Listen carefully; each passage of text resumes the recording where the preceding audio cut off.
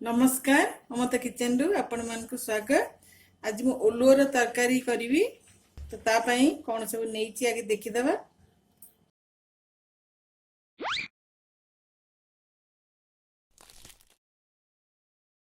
तापाई मु ओलुओ नहीं एमती ओलुओ टिके धला थी ओलुओ लाल ओलुओ पाटी कुंडे हम एमती धला ओलुओ नहीं मसला मु नहीं 3 चम्मच पोस्त आ गोटे चम्मच जीरा नहीं टमाटर गोटे तेजपत्र कंचा लंका छोट पीस गोटे अदा नहीं गोटे बड़ पियाज काटिकी रखी धनिया पत्र एटी पंच फुटण हलदी स्वाद अनुसार लुण एटी बिल्कुल भी मु शुक्ला लंका पकेबिनी कंचा लंका रे तरकारीटा करी।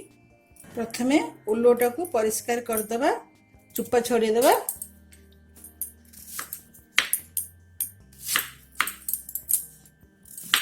एमती पीस पीस करके चोपाटा छड़ेदबा। एथिरे पानी अल्प देकी हलदी देकी अल्प टिके सिझेदबा। सामान्य टिके पानी देदबा।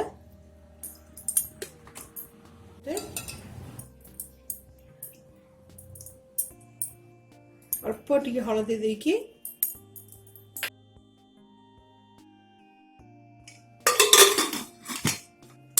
बर्तमान गैस ऑन कर देछि आ एटा मो प्रेशर भी दे देछि 2-3 मिनिट पई ताको मो सिजेबी फुल फ्लेम रे मु ताको दे देछि।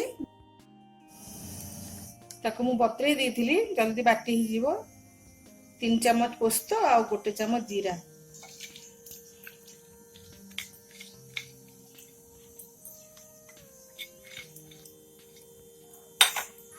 सेथिरे 3टा कंचा लंका दे देबा और जो अदाटा मु काटी रखती सेटा दे देबा देखी ताको भल भाव चिकन करी बाटी देबा। तो मसलाटा हमर बटा ही एमती चिकन करी भल भाव बाटी देछि। वर्तमान एबे तरकारी करिबा 2-3 मिनिट हे गलानी। वर्तमान गैस टा बंद कर देबा आउ 5 मिनिट टिके ताको ठंडा हबा कर देबा तापर काढिबा।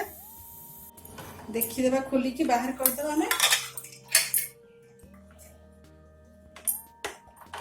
गोटे गोटे की सब बाहर कर देबा। ताको हमें एबे काटी की पीस पीस कर देबा। एई साइज रे सब काटी देबा। हम 3 भाग सिझी जाइछि आ गोटे भाग हम तरकारी रे सिझिबो। वर्तमान हमें अल्प तेल गोटे चम्मच जिमती तेल देकी से ओलोटा को भाजी देबा। तेल रे टिके हळदी पकेबा। भाजी देवा टी भल लगे।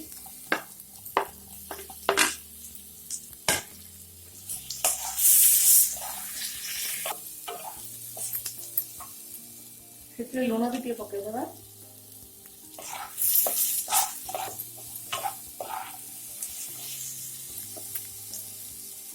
ढांकी देवा सिझीज खोलिकी देखिए जमती की तरकारी हमर नाल अंशटा बिल्कुल भी रहिबनी सेमती आमे ताको भाजी देबा। पूरा पूरी एटा रेडी ही छी। भजाटे भी नाल अंशटा मरी छी ताको बे काढी देबा। वर्तमान आमे 2 चम्मच तेल दे देबा।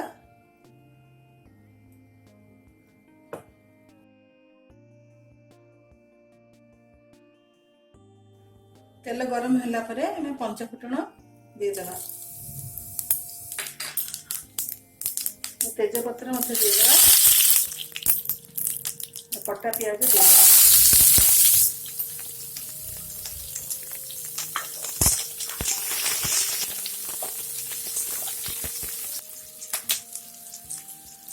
तो प्याज रे हम हळदी पके देबा। पियाज रे हलदी पकेले तार हलदी गंधटा भी चली जाए और रंग भी भल आसी जाए। पियाज टी भल भाव लाल हो गला परे हमें टमाटर पकेबा। पियाज हो गला तो ये जो टमाटर टा हमें काटी रखतिले ताको पकेबा।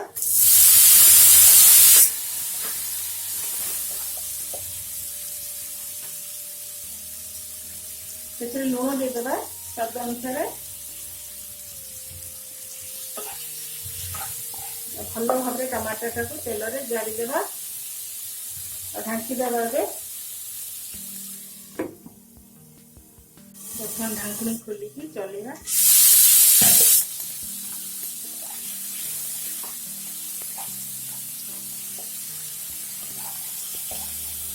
ଟମାଟୋଟା ସିଝିଗଲାଣି। ବର୍ତ୍ତମାନ ଯୋଉ ମସଲାଟା ମୁଁ କରିଥିଲି ସେ ମସଲାଟା ସେଥିରେ ଦେବା।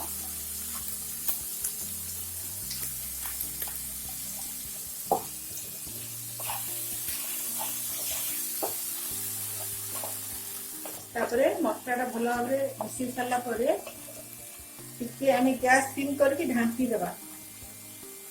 ଯେତେବେଳେ ଆମ ତେଲଟା ଉପରକୁ ବାହାରି ଆସିବ ଆମେ ଜାଣିବା ମସଲାଟା ଆମର ହେଇ ଆସିଲାଣି। ତ ବର୍ତ୍ତମାନ ମୁଁ ଗ୍ୟାସର ଫ୍ଲେମ୍ଟା ସିମ୍ କରିଦେଇଛି। ଖୋଲିବା ତାକୁ ଢାଙ୍କୁଣିରେ ଆଉ ଗ୍ୟାସଟା ଟିକେ ବଢେଇଦେବା। ମସଲାଟା ଅଧାଅଧି ହେଇ ଆସିଲାଣି। ଯୋଉ କଞ୍ଚା ଲଙ୍କା ଆମେ ରଖିଥିଲେ ଦିଟା ପକେଇବା ଆଉ ସେ ଓଲୁଅଟା ବର୍ତ୍ତମାନ ପକେଇଦେବା। ଓଲୁଅଟା ଆମକୁ ଏବେ ତା ପାଇଁ କଷିବାକୁ ପଡ଼ିବ।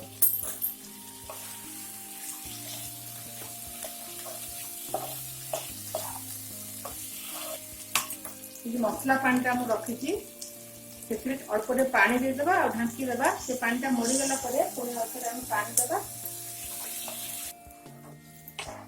ଭଲକି ମିଶିଯିବ ମସଲାଟା ଓଲୁଅ ସାଙ୍ଗରେ। ବର୍ତ୍ତମାନ ଢାଙ୍କି ଦେବା। এই ପାଣିଟା ମରିଗଲା ପରେ ଆମେ ତାପରେ ପାଣି ଦେବା। ଖୋଲିକି ଦେଖିବା ପାଣି ମରିଗଲାଣି ନା କଣ। ପାଣିଟା ମରି ଆସିଗଲାଣି। ଗ୍ୟାସର ଫ୍ଲେମ୍ଟା ହାଇ କରିକି ଟିକେ କଷିବା।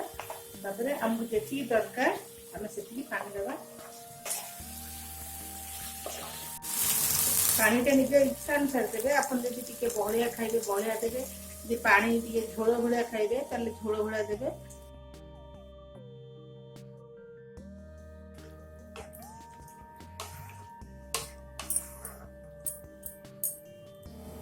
ବର୍ତ୍ତମାନ ଗ୍ୟାସର ଫ୍ଲେମ୍ଟା ହାଇ କରିଦେଇକି ଢାଙ୍କି ଦେବା। ଟିକେ ମୁଁ ଧନିଆ ପତ୍ର ପକେଇ ଦଉଛି।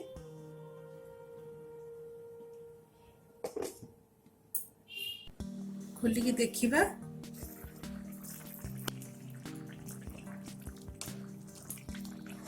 ସିଝି ଯାଇଛି ଦେଖନ୍ତୁ, ପୁରା ଭଲ ଭାବରେ ସିଝି ଯାଇଛି। ମୁଁ ତାକୁ ଏତିକି ହିଁ ଝୋଳ ରଖିବି। ଆପଣ ଏଇଟା ଗରମ ଭାତ ସାଙ୍ଗେ ଯେମିତି ଆମେ ଖାଇପାରିବା। ଗ୍ୟାସ୍ ବନ୍ଦ କରିଦେବା। ବର୍ତ୍ତମାନ ତାକୁ ଗୋଟେ ବାଉଲରେ ମୁଁ କାଢିଦେବି।